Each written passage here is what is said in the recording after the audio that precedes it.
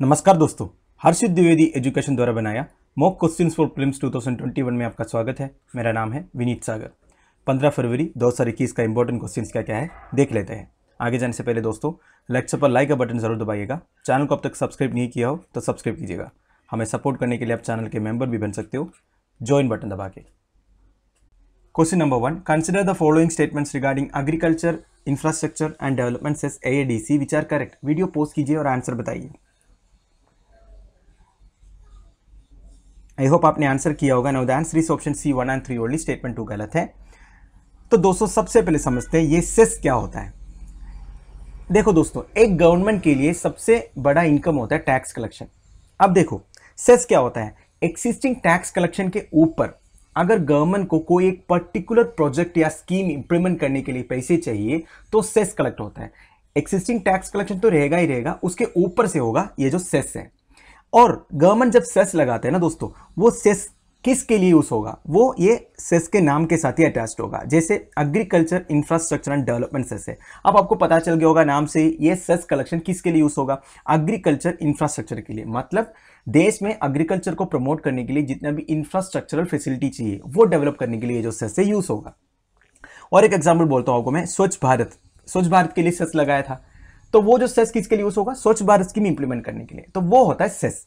अब देखो हमारे क्वेश्चन पर आता है, ये जो agriculture infrastructure and development cess है, ठीक है, इसका सबसे पहला स्टेटमेंट क्या है जो सही है, it is a tax that government imposes on commercial production of agriculture produce. ठीक है, तो बेसिकली एग्रीकल्चर प्रोड्यूस को और इंकरेज करने के लिए बेसिकली ये सेस लगा रहा है, तो पहला स्टेटमेंट सही है। दूसरा क्या है, cess has increase 2.5 per litre on petrol and 4 पर litre on diesel for and consumers. ये गलत है दोस्तों, वैसे इतना तक सही है। मतलब 2.5 पर लीटर पेट्रोल में और 4 पर लीटर डीजल में ये सेस इंक्रीज लाएगा, पर दोस्तों एंड कंज्यूमर्स के लिए ये इफेक्ट नहीं करेगा।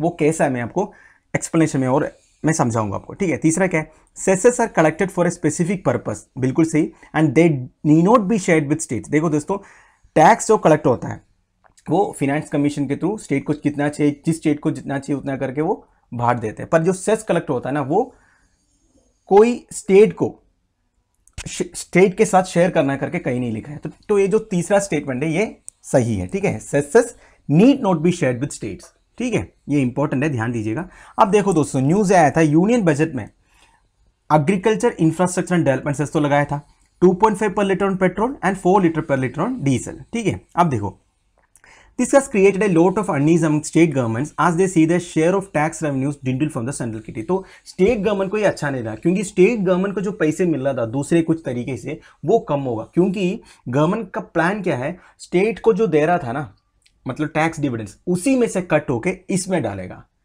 इसका मतलब ये है हमें जो मतलब आम आदमी जो पेट्रोल खरीद रहा है, डीजल खरीद रहा है, ये जो सेस लगाने से उसमें कोई इंक्रीज नहीं होगा, पर स्टेट गवर्नमेंट को सेंटर से जो टैक्स डिविडेंड मिल रहा था उसमें कम होगा। देखो, states are unhappy with agriculture infrastructure cess because their revenues are likely to take a hit during the restructuring of taxes announced in the budget. As the burden is not on consumers, cess will not raise the cost of products. Instead, as Sitharaman mentioned, impact will be offset by equivalent or more reduction in import duty. तो basically import duty में कुछ reduction करेगा। ठीक है, और वो जो पैसे हैं ये सेस में डाल देगा। मतलब स्टेट के लिए लॉस है, पर सेंट्रल गवर्नमेंट के लिए ये प्रोजेक्ट इंप्लीमेंट करने के लिए ये पैसे की जरूरत है। ये है फिनेंस मिनिस्टर का कहना, राइट। अब देखो हमारा स्टेटमेंट 1, 2 और 3 में स्टेटमेंट 2 गलत है, स्टेटमेंट 1 और 3 सही है, मैंने आपको बता दी। Question number 2, recently researchers have discovered 3 fossils of earliest non living animal Dickinsonia in Bhimbetka Madhya Pradesh. Consider the following statements which are correct. Video post कीजिए और आंसर बताइए।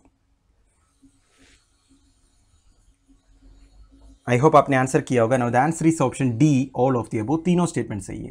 दोस्तों आज ही न्यूज़पेपर में आया था, हर्षित सर ने सुबह अपना डेली न्यूज़ में कवर भी किया, डिकिंसोनिया करके एक एनिमल का, बहुत पुराने एनिमल है जो 550 मिलियन ईयर्स पुराने हैं। इसका फोसिल डिस्कवर हुआ है कहाँ, भीमबेटका मध्य प्रदेश में। ठीक है, अब ये भीमबेटका के बारे में क्या है, भीमबेटका रॉक शेल्टर्स हमारे यूपीएससी पर्सपेक्टिव में जितने भी आर्कियोलॉजिकल साइट्स है, जितने भी इस तरह के रॉक शेल्टर्स है जो यूनेस्को वर्ल्ड हेरिटेज साइट्स है, सारे इंपॉर्टेंट हो जाता है। अब देखो Bhimbetka rock shelters has been declared as UNESCO world heritage site, बिल्कुल सही है। It is the only such fossils available in the country and similar to those seen in South Australia. ये जो डिकिंसोनिया करके एनिमल का फॉसिल्स पहले साउथ ऑस्ट्रेलिया में भी मिला था, तो अभी जो भीमबटका मध्य प्रदेश में डिस्कवर किया है कुछ रिसर्चर्स ने, ये हम रिलेट कर सकते हैं साउथ ऑस्ट्रेलिया में जो फॉसिल्स मिला था ना उससे, ठीक है। और पहला क्या है, Dickinsonia is one of the earliest known animal lived about 550 million years ago. बिल्कुल सही, ठीक है। अब इसका एक्सप्लेनेशन में देखो दोस्तों, वही लिखा है जो मैंने अभी आपको बोला, और ये है वो फॉसिल, ठीक है, जो मिला था। Question number 3, consider the following statements regarding tiger reserves and its population in India which are correct. Video pause कीजिए और आंसर बताइए। आई होप आपने आंसर किया होगा। Now the answer is option B 1 only. Statement 2 और 3 गलत है दोस्तों। 3-4 महीने पहले एक रिपोर्ट आया था इंडिया में जितने भी टाइगर रिजर्व्स है और टाइगर पॉपुलेशन के बारे में। 3-4 महीने पहले की रिपोर्ट है, मैं पहले से ही बता रहा हूं दोस्तों। इस तरह की जब क्वेश्चंस आते हैं या स्टैटिस्टिकल इन्फॉर्मेशन है जिसमें टाइगर पॉपुलेशन है या कोई सेंसस के बारे में है, तो आपको एग्जामिनेशन से 1-2 हफ्ते पहले पूरे अपडेट करके जाना है, क्योंकि ये चेंज होता रहता है। देखो इस रिपोर्ट के हिसाब से Corbett tiger reserve in Uttarakhand has the highest number of 231 big cats in the country. तो कॉर्बेट टाइगर रिजर्व है जो उत्तराखंड में, उधर सबसे ज्यादा टाइगर पॉपुलेशन है। उस टाइम मतलब 3-4 महीने पहले 231 था, ये चेंज भी हो सकता है, अभी इंक्रीज हो गया होगा। And while there are reserves in Mizoram, west Bengal and Jharkhand have none. दोस्तों इंडिया में ऐसे भी टाइगर रिजर्व्स है जिसमें एक भी टाइगर नहीं है, ठीक है। कौन कौन सा? एक तो मिजोरम डांपा रिजर्व, वेस्ट बंगाल बक्सा रिजर्व एंड झारखंड परमाओ रिजर्व। दोस्तों अभी के लिए जो 3 टाइगर रिजर्व जिसमें एक भी टाइगर नहीं है।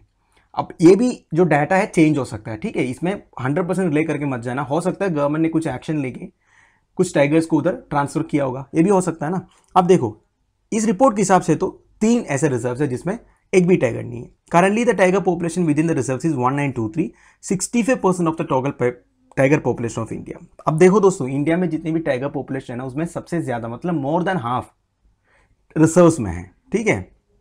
अब देखो हमारे क्वेश्चन पर पहला क्या है, कॉर्बेट टाइगर रिजर्व के बारे में, हाईएस्ट नंबर ऑफ टाइगर्स, बिल्कुल सही। Second, Mizoram Dampa reserve is the only tiger reserve, ये गलत है दोस्तों, जिसमें एक भी टाइगर नहीं है। मैंने आपको वेस्ट बंगाल का बक्सा का बताया और झारखंड में पलमाओ का बताया। तीसरा क्या है, currently the tiger population with in the reserve is less than half percentage of the total tiger, actually more than है 65% है, तो ये भी गलत हो जाता है। हमारा आंसर ऑप्शन बी 1 ओनली।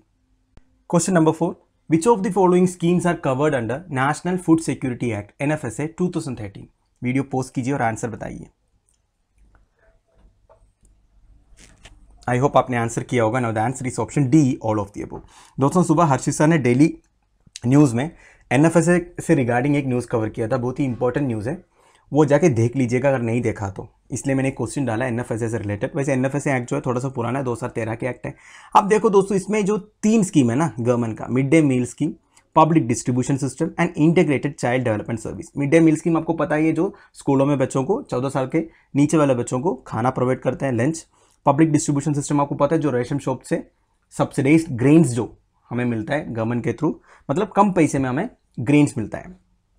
तीसरा क्या है, इंटीग्रेटेड चाइल्ड डेवलपमेंट सर्विस, ये तो आपको पता ही होगा, बच्चों के लिए और लैक्टेटिंग मदर्स के लिए आंगनवाड़ी स्कीम वगैरह इंटीग्रेटेड चाइल्ड डेवलपमेंट सर्विसेज में आता है। ये तीनों NFSA के अंदर आता है, ठीक है, मतलब ये तीनों से फूड सिक्योरिटी इंश्योर होता है।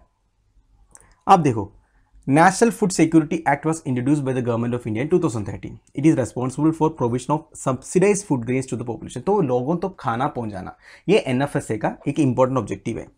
अब देखो act is in line with goal 2 of the sustainable development goal set by the UN general assembly. दोस्तों यूनाइटेड नेशंस का sustainable development goal set total मेरे हिसाब से 17 है, अगर मैं गलत हो तो आप थोड़ा चेक कीजिएगा। 17 सस्टेनेबल डेवलपमेंट गोल्स में एक के क्या है थोड़ा समझिएगा, क्योंकि ये इंपॉर्टेंट है एग्जाम पर्सपेक्टिव में। देखो इसमें गोल 2 क्या है, जीरो हंगर है, ठीक है, जीरो हंगर है इनका गोल 2, मतलब SDG जो सस्टेनेबल डेवलपमेंट गोल्स है यूनाइटेड नेशंस जनरल असेंबली का, उसमें गोल 2 जीरो हंगर है। तो जीरो हंगर को इंश्योर करने के लिए गवर्नमेंट की तरफ से एक प्रोजेक्ट है ये जो नेशनल फूड सिक्योरिटी एक्ट।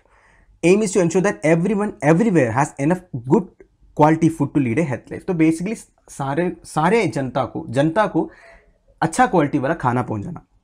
अब देखो schemes, mid day meal scheme जिसे खाना मिलता है, पब्लिक डिस्ट्रीब्यूशन सिस्टम के थ्रू भी हमें फूड ग्रेन्स प्रोवाइड करते हैं, और ICDS, ठीक है, ये सब NFSA के अंदर आता है। Act is being implemented by all states and union territories, ठीक है। अब हमारे क्वेश्चन पे एक बार चलते हैं, तीनों जो है all of the above is answer.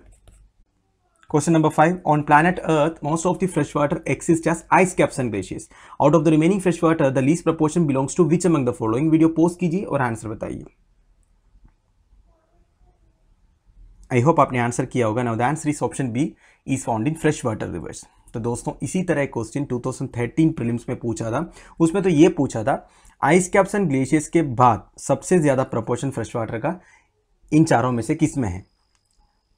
वो तो आंसर है ग्राउंड वाटर. ठीक है, मतलब आइस कैप्स एंड ग्लेशियर्स के बाद सबसे ज्यादा फ्रेश वाटर आपको मिलेगा ग्राउंड वाटर. देखो दोस्तों, मैं आपको एक ग्राफ दिखा देता हूं. इस ग्राफ से आपको पता चलेगा अर्थ का पानी पूरा कहाँ है. देखो, अर्थ में जितने पानी है ना, उसमें 96.5% समुद्र में है. बाकी जितने हैं ना दोस्तों, अदर सलाइन वाटर जितने, मतलब और भी है ना, लेक्स वगैरह, जैसे कायल है केरला साइड में, उसमें भी तो सलाइन वाटर है, और भी बहुत सारे सॉल्ट वाटर लेक्स भी है. तो वो सब मिला के पूरा 0.9% है. तो 96.5 प्लस 0.9 करीब 97.5% सॉल्ट वाटर है अर्थ का जितना वाटर है.